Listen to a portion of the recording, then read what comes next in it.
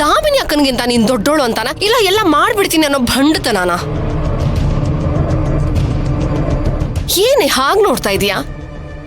ಜಗತ್ತೇ ಕಾಣೋ 2 ಕಣ್ಣುಗಳ ಹಿಂದೆ ಸಾಕಷ್ಟು ರಹಸ್ಯ ತುಂಬಿರುತ್ತೆ, ಅದನ್ನೇ ಭೇದಿಸಿ ಬಿಡ್ತೀನಿ ಅನ್ನೋ ದುರಹಂಕಾರನ?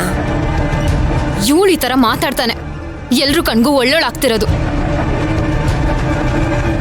ಏ ಹುಡುಗಿ, ನೀನ್ ಹೇಳ್ದಾಗ ಕೇಳೋ ಜನ ಅರ್ಶಿನ ಕಟ್ಟೆಲಿ ಇನ್ನೂ ಇದಾರೆ ಅಂದ್ಕೋಬೇಡ.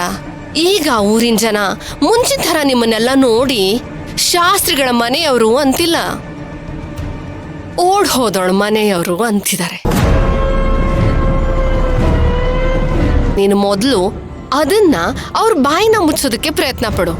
ನೀನೇನ್ ಅಕ್ಕನ ಥರ ದೊಡ್ಡ ಧರ್ಮಾಧಿಕಾರಿ ಅಲ್ಲ. ಇಷ್ಟು ವರ್ಷ ಹಾಳಾಗಿರೋ ಹೆಸರನ್ನ ಸರಿ ಮಾಡೋದಕ್ಕೆ ಇಷ್ಟಕ್ಕೂ ನೀನ್ ಯಾರಂತ ಜನ ನಿನ್ ಮಾತನ್ನ ಕೇಳ್ಬೇಕು. ಯಾರು ಯಾಕೆ ಕೇಳ್ಬೇಕು ಅನ್ನೋದನ್ನ ಸಮಯ ಮಾತ್ರ ನಿರ್ಧರಿಸೋಕ್ ಸಾಧ್ಯ.